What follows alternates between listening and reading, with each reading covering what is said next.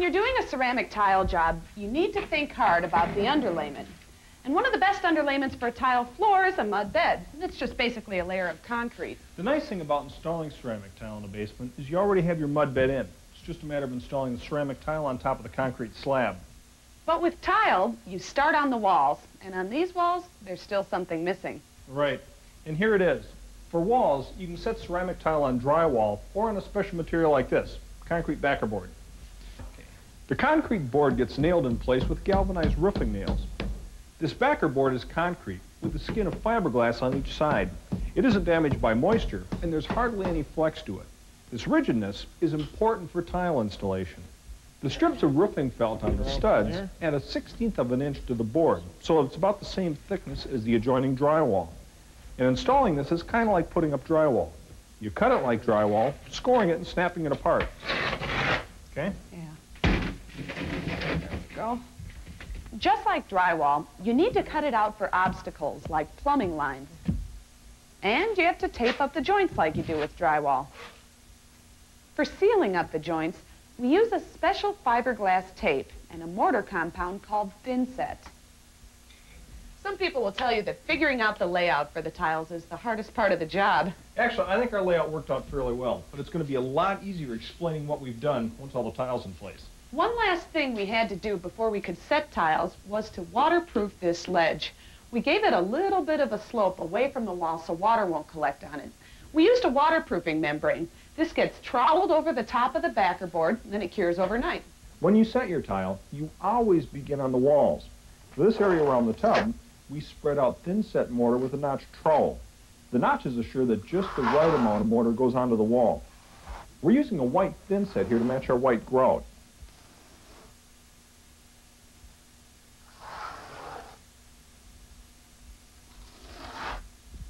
Once all the mortar's been spread out over the area, we're ready to set the tiles. These tiles have small tabs on the side, so the tiles will always be spaced the proper distance apart. To set the first tile, you press it into the mortar with a little twisting motion. The next tiles are placed right next to the first tiles. The spacers keep the alignment correct. We work down this row of tile until we get to the bottom. Here we have to measure and cut for the last tile.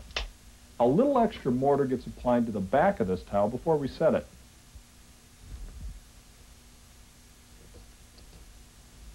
You have to move pretty quickly through the rest of this area.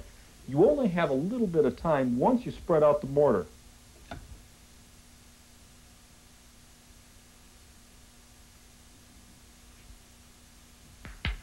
As you've seen, we have to cut some of our tiles to size. And to get straight cuts, the best tool to use is a tile cutter. This small roller scores a line in the surface of the tile. Then, by pressing down on the tile, I can snap it apart along the line.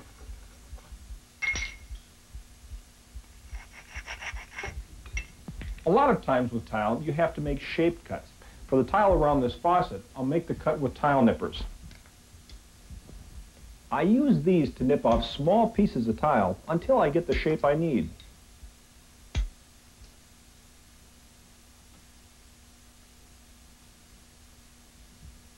When we get above a certain height, we can switch over to a different adhesive. This comes ready mixed in the container and is preferable for areas with less moisture. For the floor, we go back to setting with thin-set mortar. The sheets of 1x1 tiles can be shaped to make the work go fast. Here, we beat the tiles down into the mortar with a padded grout float. This sets them a little more firmly, which is important on a floor. The floor pattern is made up of 1x1 almond tiles and 2x2 peach tiles. With all the tile in, we can explain a little better why layout is so important. It's not an exact science, but the trick is to put your full uncut tiles along the most visible edges. Like here, at this corner, we have 2 full tiles on both sides. And the cut tiles are back here in the bathtub where they don't really show. And the same is true of the floor. We try to make our most visible areas look best and hit all the irregularities underneath the cabinets. Both of our bathrooms are now ready for the final step in tile work, grouting. We'll be applying a light gray grout to the tile, and we'll use a padded float to do it. You spread grout out across the surface with diagonal strokes. You want to completely fill the spaces between the tiles. Then you cut it off of the surface of the tiles by holding the float almost square to the tiles and scraping the grout away. And again, you work in diagonal strokes.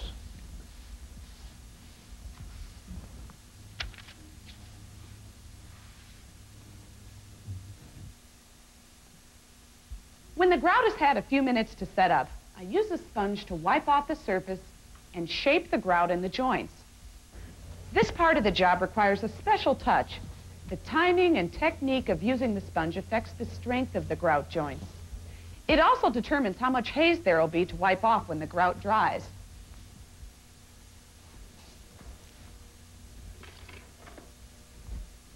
This hardened grout haze can usually be rubbed off with a clean, dry cloth.